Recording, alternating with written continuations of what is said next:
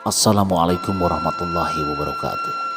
Sahabat Ekspedisi Wansi, kali ini saya akan menceritakan sedikit perjalanan tentang Kerajaan Pajajaran yang terletak di daerah Batu Tulis Bogor, yang pada waktu itu sempat mencapai zaman keemasan, yang dipimpin oleh seorang raja yang bernama Sri Baduga Maharaja atau Prabu Siliwangi.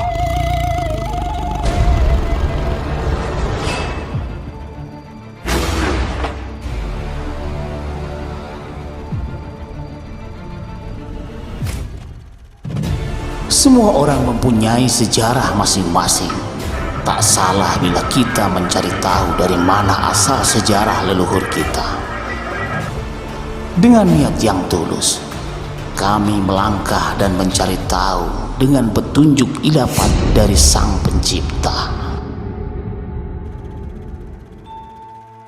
Sejarah berdirinya Kerajaan Pajajaran merupakan kerajaan yang bercorak Hindu. Kerajaan tersebut diperkirakan didirikan sekitar tahun 923 oleh Sri Jaya Bupati. Kerajaan ini terletak di wilayah Parahyangan Sunda yang sekarang menjadi Kota Bogor. Dari mulai masa kejayaan, masa keruntuhan, cerita kehidupan, silsilah raja-raja beserta prasasti-prasasti yang ditinggalkan sebagai bukti adanya kerajaan tersebut. Kerajaan Pajajaran tidak dapat terlepas dari kerajaan-kerajaan pendahulunya, seperti Kerajaan Tarumanegara, Kerajaan Sunda, dan Kerajaan Galuh serta Kawali. Hal ini disebabkan pemerintahan Kerajaan Pajajaran merupakan kelanjutan dari kerajaan-kerajaan tersebut.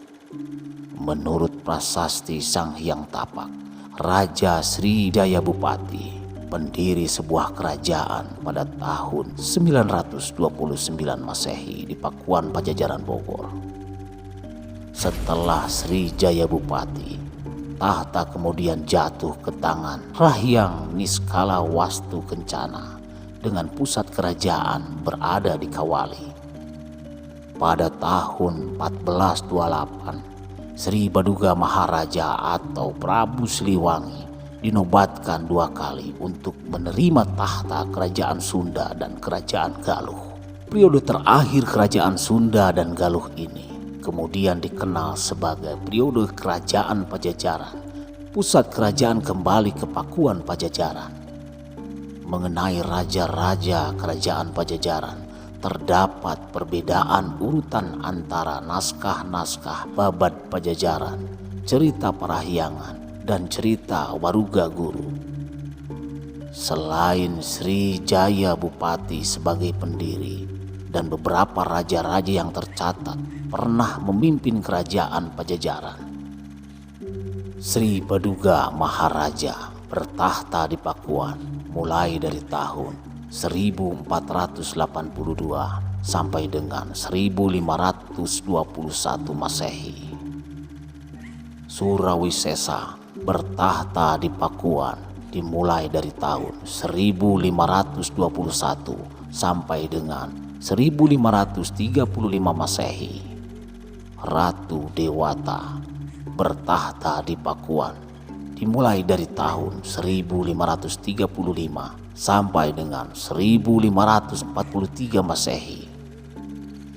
Ratu Sakti bertahta di Pakuan dimulai dari tahun 1543 sampai dengan 1551 Masehi. Ratu Nilakendra bertahta 1551 sampai dengan 1567 Masehi, meninggalkan Pakuan karena mendapat serangan dari Hasanuddin dan Maulana Yusuf Ragamulya. Maulana Yusuf Ragamulya bertahta di Pandeglang dimulai dari tahun 1567 sampai dengan 1579 Masehi. Masa keemasan Kerajaan Pajajaran. Masa keemasan Kerajaan Pajajaran dapat dicapai pada masa pemerintahan Sri Baduga Maharaja atau Prabu Siliwangi yang memerintahkan pada tahun 1482 sampai dengan 1521 Masehi. Pada masa pemerintahannya, kerajaan dalam keadaan teratur dan tentram. Tindakan pertama yang diambil setelah resmi menjadi raja adalah membebaskan penduduk dari 4 macam pajak. Ketika memerintah, Prabu Siliwangi dikenal sebagai pemimpin yang memegang teguh asas kesetaraan dalam kehidupan sosial. Prabu Siliwangi sempat tidak senang dengan hubungan Cirebon dan Demak yang terlalu akrab, tetapi perselisihan mereka tidak berkembang ke arah ketegangan. Menurut sumber Portugis, kerajaan Pajajaran diperkirakan memiliki 100.000 prajurit dan 40 ekor pasukan gajah. Prabu Siliwangi begitu mencurahkan perhatiannya kepada pembinaan agama, pembuatan parit pertahanan, perkuatan angkatan perang, pembuatan jalan, dan menyusun formasi tempur di daratan. Tetapi angkatan lautnya terbilang lemah.